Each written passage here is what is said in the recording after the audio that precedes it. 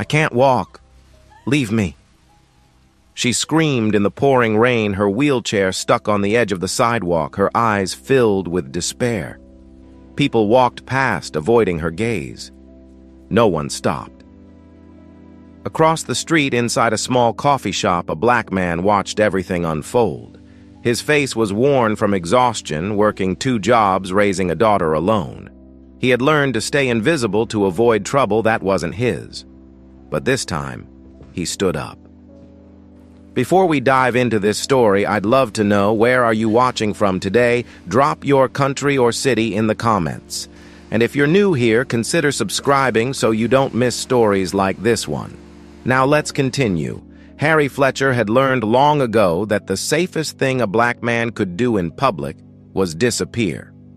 Not physically, of course, but in every other way that mattered. Keep your eyes down. Don't stand too close to anyone. Don't make sudden movements.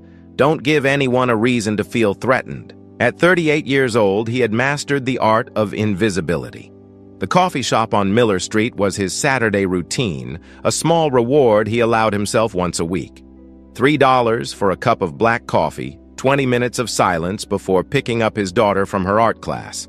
It wasn't much, but it was his. Through the rain-streaked window, Harry watched the woman in the wheelchair. She had been struggling for nearly 5 minutes now, her wheels caught in the drainage grate at the edge of the sidewalk.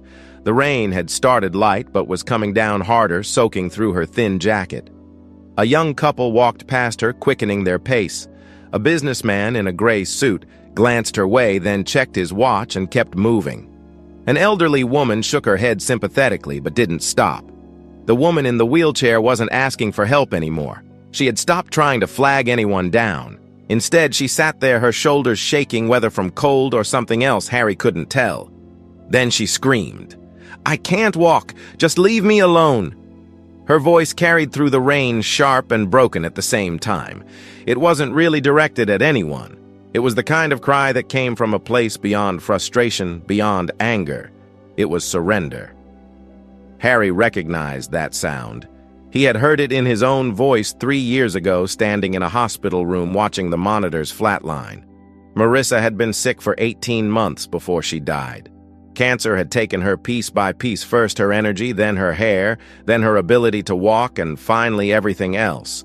Harry had watched helplessly as the woman he loved disappeared in front of him, leaving behind a 7-year-old daughter who still asked when Mommy was coming home.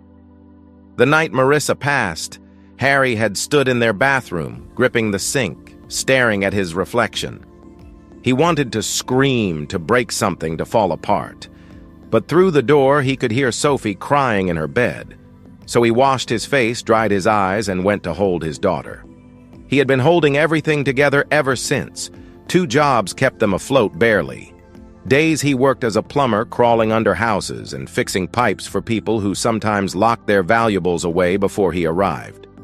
Nights 3 times a week he worked as a security guard at an office building downtown, sitting alone in a lobby from 10 to 6 fighting sleep, fighting the memories that came when everything was quiet.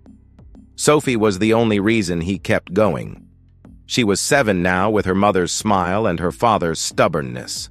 She loved to draw, filling notebook after notebook with pictures of flowers, houses, and a family of 3, even though there were only 2 of them now. Sometimes she drew a woman with wings standing behind them, and Harry knew exactly who it was supposed to be. "Daddy, why do people look at you funny sometimes?" she had asked one evening out of nowhere while he was making her dinner. Harry had stopped stirring the pot of macaroni. He didn't know how to answer that.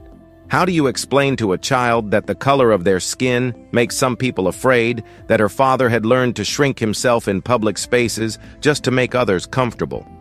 "Some people just don't know how to smile," he had finally said. "It's not about us, baby girl. It's about them." Sophie had accepted that answer, but Harry knew the questions would get harder as she got older. He dreaded that day. Now, sitting in the coffee shop, he watched the woman in the wheelchair and felt something stir in his chest. His instinct told him to stay put. Getting involved meant risk. A black man approaching a white woman in distress, he knew how that could look, how quickly things could go wrong. but Marissa's voice echoed in his mind, clear as the day she said it. It was 3 days before she died, and she had grabbed his hand with whatever strength she had left. "Don't let Sophie grow up in a world where nobody helps anybody. Promise me, Harry. Promise me you'll teach her that kindness still matters." He had promised. And for 3 years, he had kept that promise in small ways, teaching Sophie to share, to say please, and thank you, to help her classmates when they struggled. But this was different. This required him to step out of the safety he had built around himself. Harry looked at his watch. 15 minutes before he needed to pick up Sophie. 15 minutes. The woman was still out there, soaked now, no longer even trying to move. Everyone continued to walk past her as if she were invisible. He knew that feeling too well. Before he could talk himself out of it, Harry stood up. He left his half-finished coffee on the table and walked toward the door. The bell chimed as he pushed it open, and the rain immediately hit his face. He approached slowly, keeping his hands visible, his posture non-threatening. Every step was calculated. He stopped about 6 feet away from her, close enough to speak, far enough not to crowd her. "Excuse me, ma'am." His voice was calm, gentle. "Your wheel is caught in that grate. Would it be all right if I helped you get it out?" The woman looked up at him.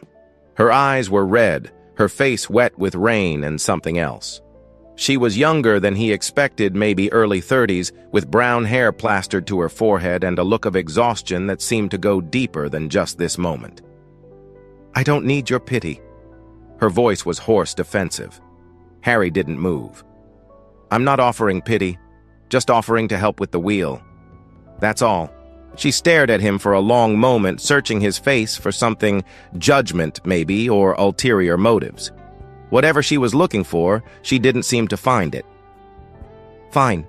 The word came out sharp, reluctant. "Do whatever you want." Harry stepped forward and crouched beside the wheelchair. The front wheel was wedged firmly in the grate, the metal bars gripping it like teeth. He placed one hand on the frame and the other under the wheel, carefully lifting and angling until it popped free. He stood back up and stepped away, giving her space. "There you go." The woman didn't thank him. She gripped the wheels and pushed forward, testing the movement. It rolled smoothly now. "Is there someone I can call for you?" Harry asked. "You shouldn't be out in this weather." "No." She didn't look at him. "There's no one." Those 3 words hit harder than she probably intended. There's no one.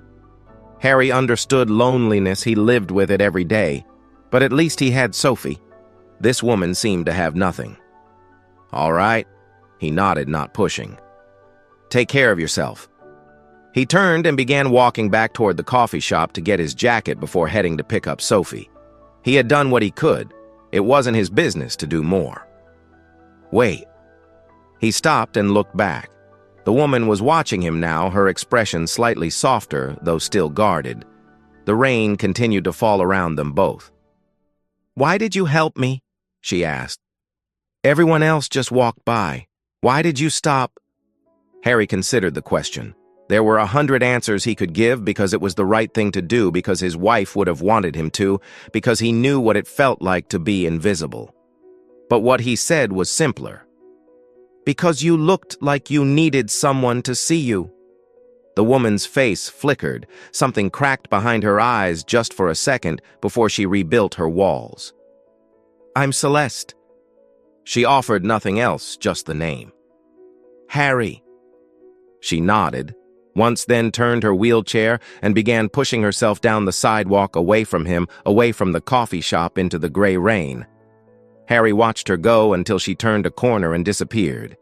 He didn't know her story, didn't know why she was alone in a wheelchair on a rainy Saturday afternoon, didn't know why she had screamed those words that now echoed in his mind.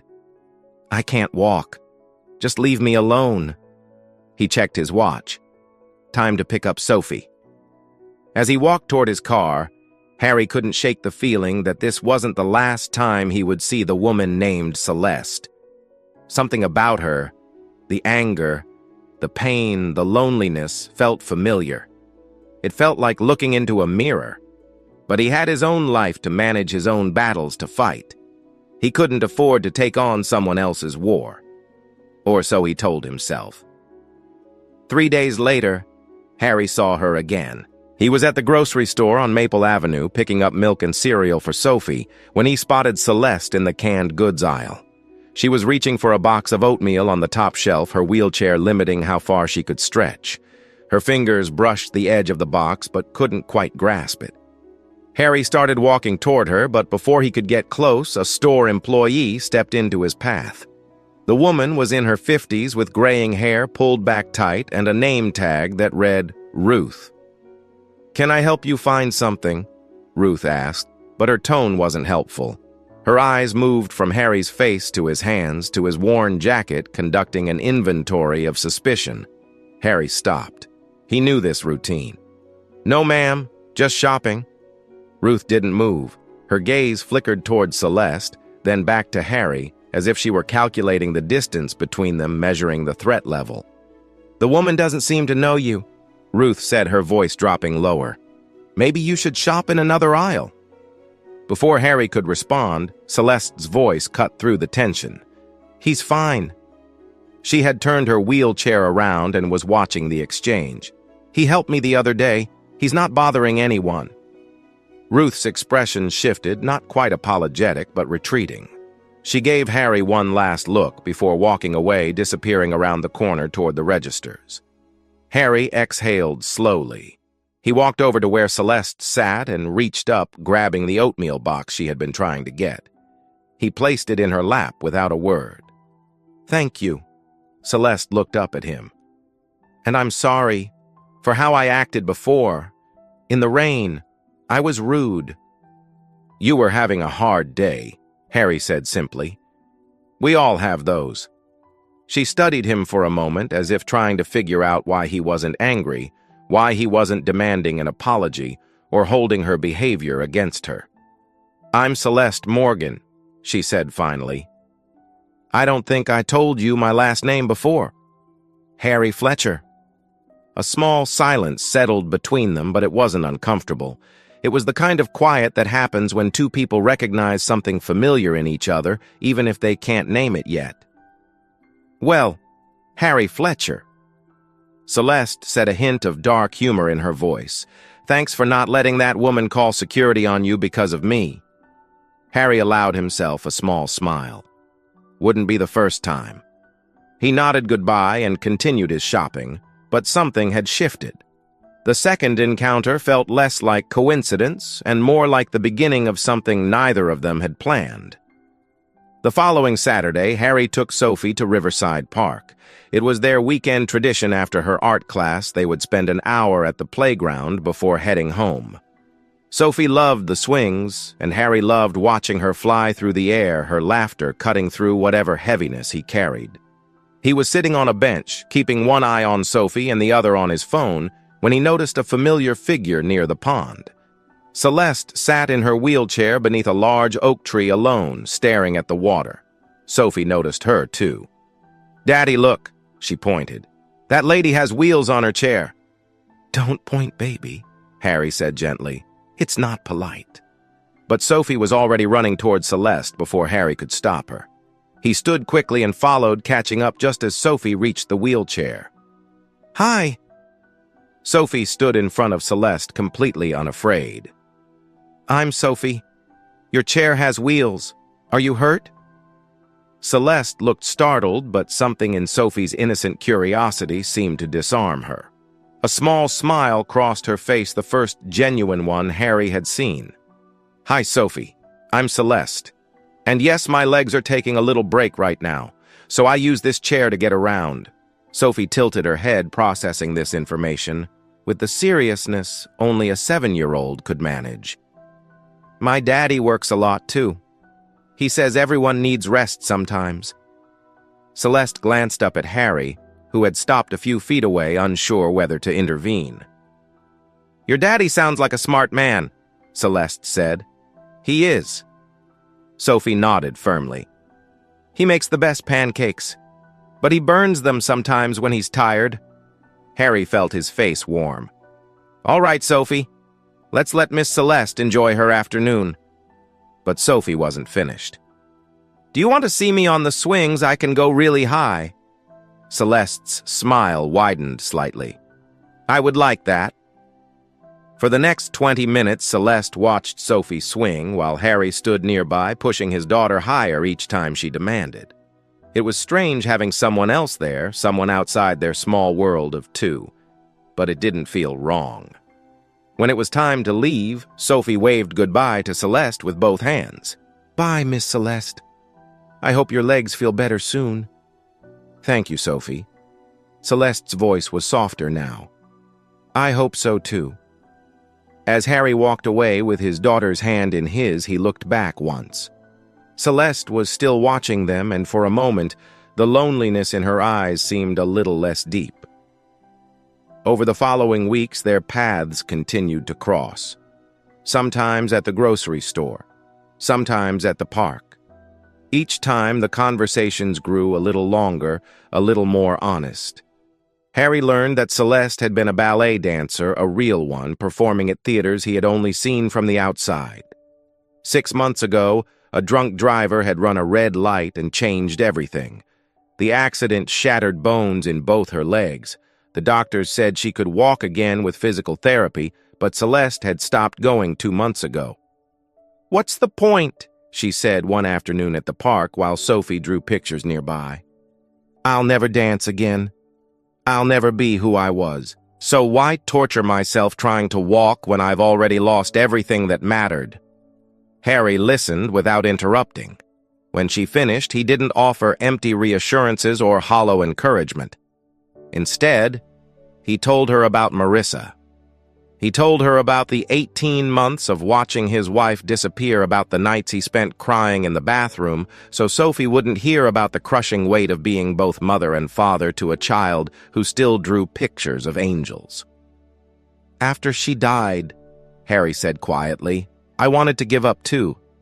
I thought, what's the point? The person I loved most was gone. Nothing was ever going to be the same." Celeste was watching him intently now. "But then I looked at Sophie," he continued, "and I realized she didn't need me to be the same. She didn't need me to be perfect or fixed or whole. She just needed me to be there, to show up, every single day, even when it hurt." He met Celeste's eyes. "Maybe that's enough. Maybe just showing up is enough." Celeste didn't respond right away, but something in her expression shifted like a door cracking open just slightly. A week later, Harry offered to drive her to physical therapy. She refused the first time, and the second. The third time, she finally said yes, but with a condition. "Don't look at me like I'm broken," she said. "I can't stand that." "Deal," Harry agreed. The rehabilitation center was on the east side of town, a squat brick building that smelled like antiseptic and determination. Celeste's therapist was a man named Marcus, Jamaican-born in his 50s, with a voice that carried both warmth and absolutely no tolerance for excuses.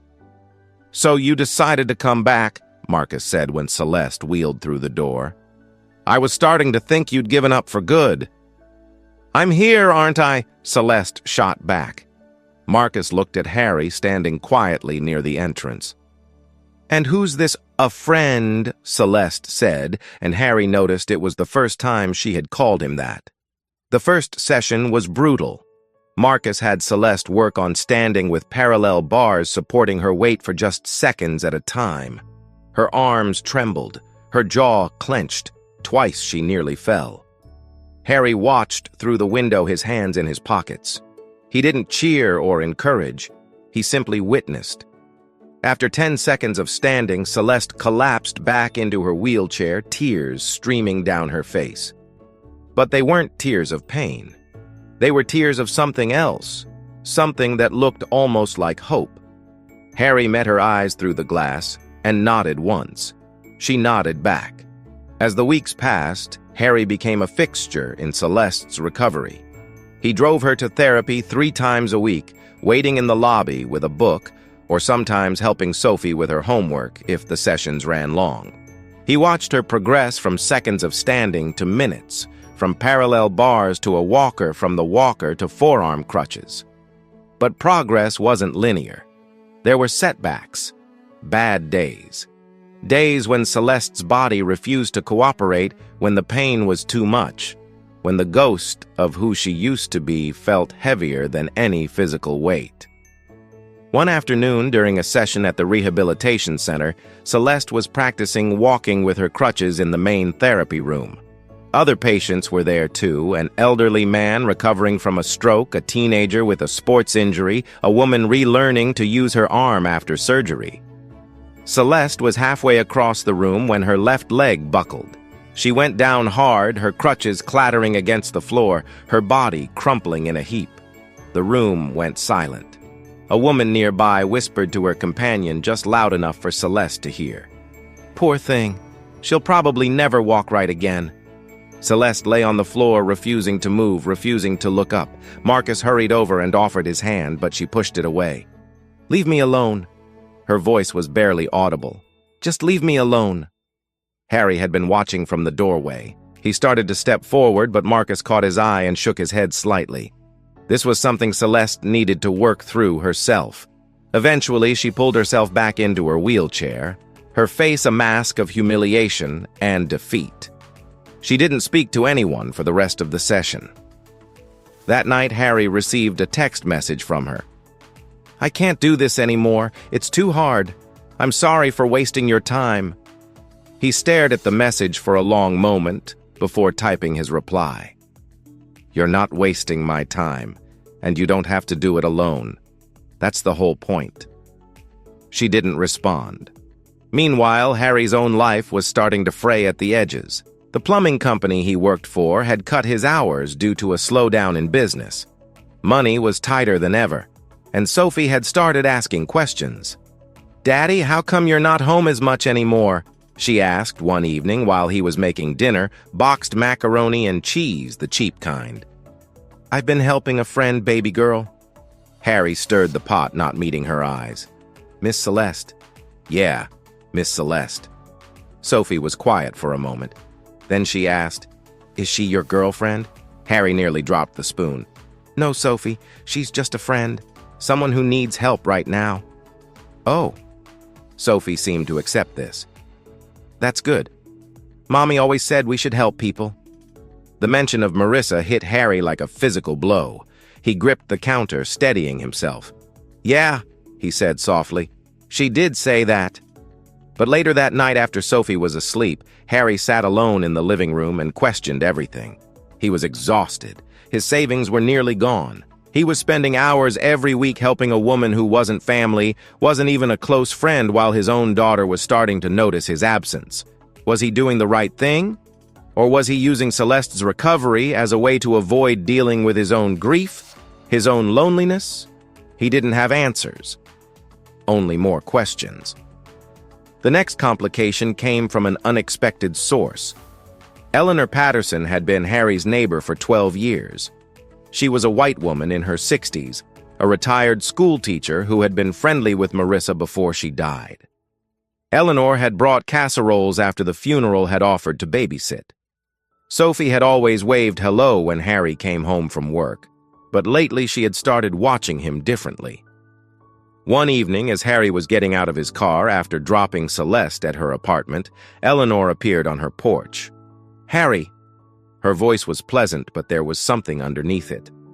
"I've noticed you've been spending a lot of time with that young woman, the one in the wheelchair." Harry tensed. "She's a friend. I've been helping her get to her medical appointments." Eleanor nodded slowly. "That's very kind of you. But I have to ask, have you thought about how it looks?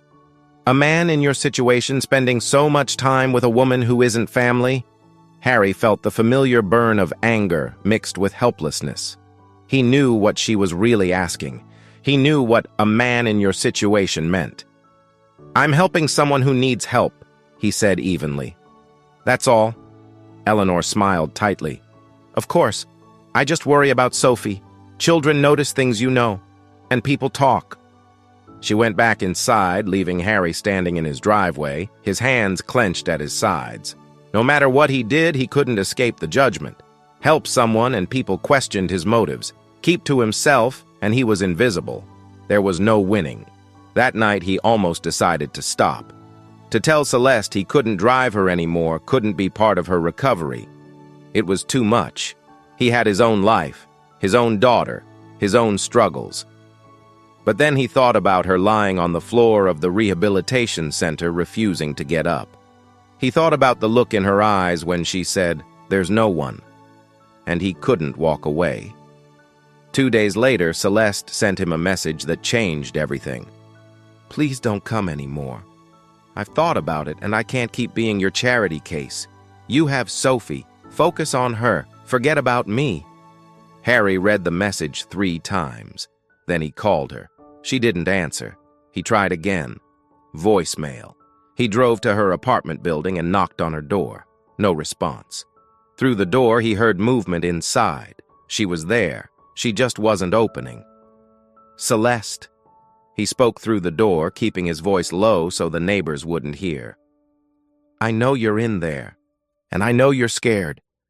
But pushing people away isn't going to make the pain stop. Trust me. I tried." Silence. "I'm not here because you're a charity case. I'm here because you matter. Because giving up isn't the answer. Because I've seen you fight, and I know you have more fight left in you." Still nothing. Harry pressed his hand against the door. "I'll be at the rehabilitation center tomorrow at 2 o'clock. Your appointment time. If you want to keep going, I'll be there. If you don't show up, I'll understand. But I hope you do." He turned and walked away, not knowing if he would ever see her again. That night, Sophie woke up with a fever. At first, Harry thought it was just a cold. But by morning, her temperature had spiked, and she was struggling to breathe. He rushed her to the emergency room where the doctors diagnosed her with pneumonia. They admitted her immediately. For the next 4 days, Harry lived in the hospital. He slept in a chair beside Sophie's bed, holding her small hand, watching the oxygen monitor, praying to a God he wasn't sure he believed in anymore. Sophie recovered. "Children are resilient," the doctors said. She would be fine. But Harry was shattered. Sitting in that hospital room watching his daughter struggle to breathe, he had never felt more alone. And he couldn't stop the thought that kept circling through his mind. If he hadn't been so focused on Celeste, would he have noticed Sophie getting sick sooner? Could he have prevented this? The guilt was suffocating. After Sophie was released, Harry took her home and tucked her into bed. He sat beside her until she fell asleep, then walked to the living room and collapsed onto the couch. He thought about kindness and what it cost. He thought about his promise to Marissa and whether keeping that promise meant failing their daughter. He thought about Celeste alone in her apartment and wondered if any of it mattered. For the first time since Marissa died, Harry wept. Not silently in the bathroom, not hidden away where no one could see. He sat on his couch in the dark and let the tears come, let the grief and exhaustion and doubt pour out of him. Maybe kindness wasn't enough. Maybe he had been fooling himself thinking he could save someone else when he could barely save himself. But even as the tears fell, a small voice in the back of his mind whispered something different. "Don't let Sophie grow up in a world where nobody helps anybody." Marissa's words. Still there, still true. He didn't have answers. He didn't know what came next. But he wasn't ready to give up. Not yet. Sophie woke up on her second morning home from the hospital with a question. "Daddy, where's Miss Celeste?" Harry was making oatmeal in the kitchen, moving slowly from exhaustion. He hadn't slept properly in days. The question caught him off guard. "What do you mean, baby?" Sophie sat up in her bed, still pale but already looking stronger. "You used to talk about her, and we saw her at the park. Is she okay?" Harry brought the bowl of oatmeal to Sophie's bedside table and sat on the edge of her bed. He didn't know how to answer. The truth was, he hadn't contacted Celeste since before Sophie got sick. He didn't even know if she had gone to her physical therapy appointment that day he spoke through her door. "I don't know," he admitted. "I haven't talked to her in a little while." Sophie took a bite of her oatmeal, thinking. Then she looked up at him with those serious eyes that reminded him so much of Marissa. "You should go see her daddy. She's all by herself. That's sad." "Sophie, you just got out of the hospital. I need to take care of you." "I'm okay now." Sophie shrugged. "The doctor said so, and Miss Celeste might not be okay. You always tell me we should help people who need it." Harry stared at his daughter. 7 years old and somehow wiser than he felt most days. She had her mother's heart open, generous, unwilling to accept excuses. "When did you get so smart?" he asked softly. Sophie grinned. "I learned it from you." That afternoon, after making sure Sophie was settled with a neighbor who had offered to watch her for a few hours, Harry drove to Celeste's apartment building. He stood outside her door for a long moment before knocking. Part of him expected no answer. Part of him wondered if she had given up entirely if he was already too late. The door opened. Celeste stood there, sat supporting herself with forearm crutches. She looked thinner than before, with dark circles under her eyes, but she was upright, on her own feet. "You came back," she said quietly. "I told you I would." She didn't invite him in immediately. Instead, she studied his face, taking in the exhaustion and the worry lines that had deepened over the past week. "Something happened," she said. It wasn't a question. Harry nodded. "Sophie got sick. Pneumonia. She was in the hospital for 4 days." Celeste's expression shifted to genuine concern. "Is she okay?" "She's recovering. Kids bounce back fast." He managed a small smile. "She actually asked about you this morning, wanted to know if you were all right." Something flickered in Celeste's eyes, surprise maybe, or something warmer. "She asked about me?" "She did. She said I should come check on you because you're all by yourself, and that's sad." Celeste let out a breath that was almost a laugh. "Smart kid. She gets it from her mother." They stood in silence for a moment. Then Celeste stepped back, making room in the doorway. "Do you want to come in?" Her apartment was small and sparse, a studio with a bed in one corner, a tiny kitchen along one wall, and a single window that looked out onto a brick wall. But it was clean, and on the small table near the window sat a pair of forearm crutches and a physical therapy exercise sheet. "You've been practicing," Harry observed. Celeste made her way to a chair and sat down, carefully setting her crutches aside. "After you left that message through my door, I thought about what you said, about giving up not being the answer." She looked down at her hands. "I almost didn't believe you. I almost threw away everything and quit for good." "What changed your mind?" She was quiet for a moment. Then she reached over to her nightstand and picked up her phone, scrolling to something before turning the screen toward him. It was the text message he had sent her weeks ago. "You're not wasting my time, and you don't have to do it alone. That's the whole point." "I read that message about 100 times, Celeste said. "And I kept thinking, why? Why does this man who has his own problems, his own daughter, his own grief, why does he keep showing up for someone like me? Someone who pushed him away, who yelled at him, who gave him every reason to leave?" Harry didn't have a perfect answer. He only had the truth.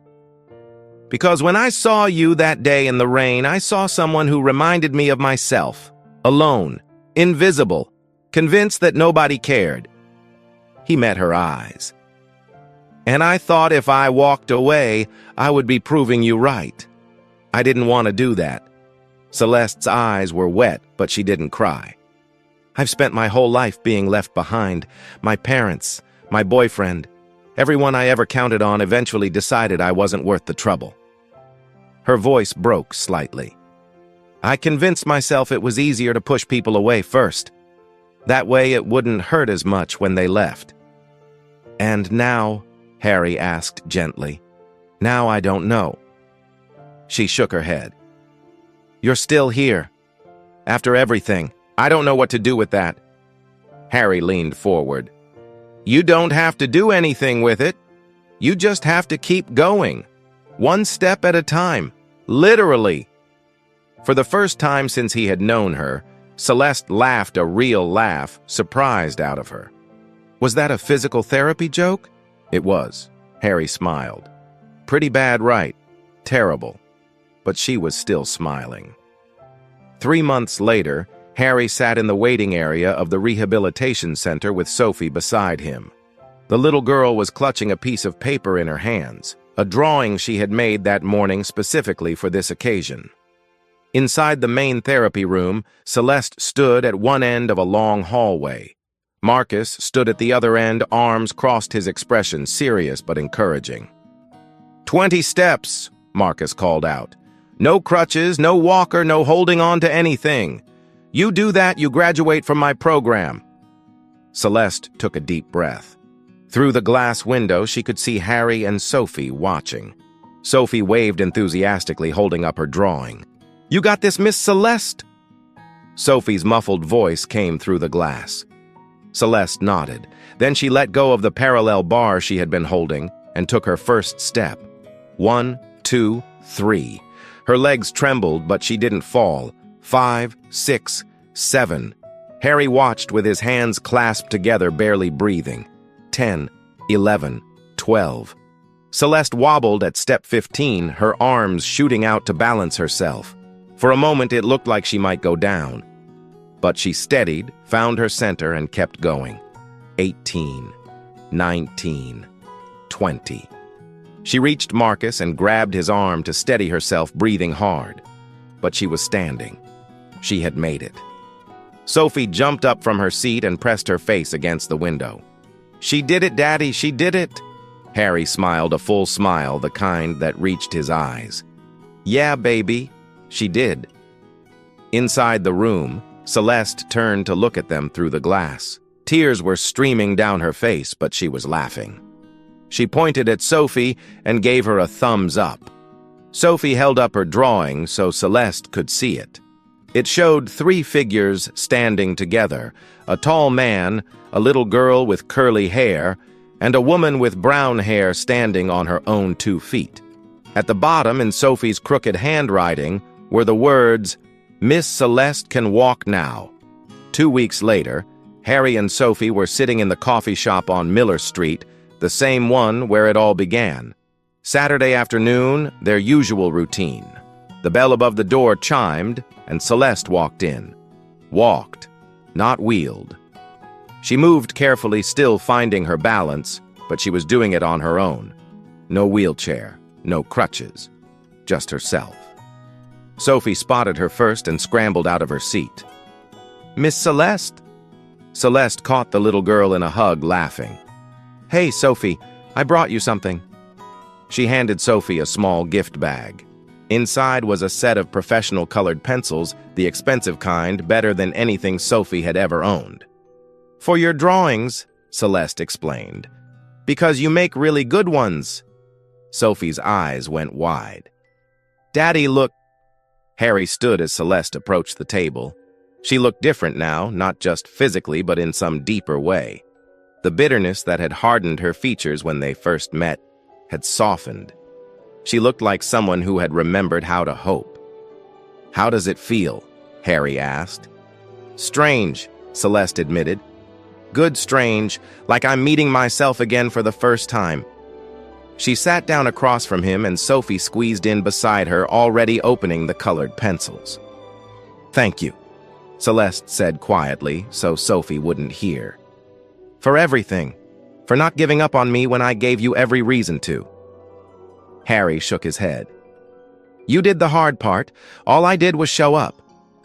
That's the hardest part, Celeste replied. Most people don't.